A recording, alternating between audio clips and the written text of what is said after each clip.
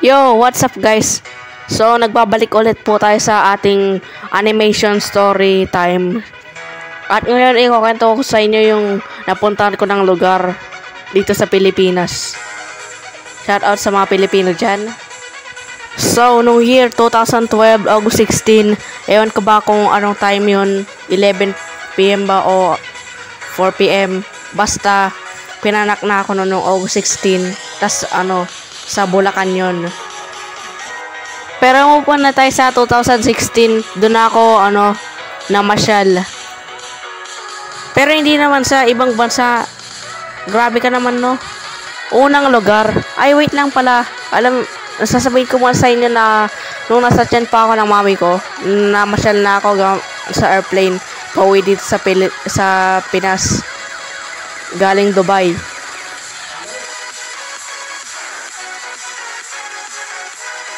Wait lang, may nakalimutan ba ako? Ayaw nga yung lugar.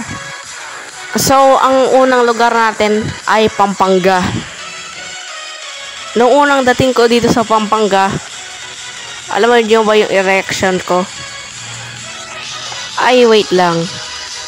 Ba't hindi ko sila maintindihan? Pero dito sa Pampanga, masaya dito kasi madaming tao. Marinig mo yung sila nagmamarites. Wait lang, may marites na ba nung 2016? So, ang pangalawang lugar natin ay dito rin sa Pampanga. Pero apartment yun. Batas masaya pa ron. Kasi malapit lang yung bahay. Tsaka Pero ikukwento ko na lang yun sa pasusunod. Hindi siya dong nakakalibang yung video natin ngayon. Pero sa susunod, madami pa akong i-animate eh. Tsaka sa susunod, ikukwento ko na yun.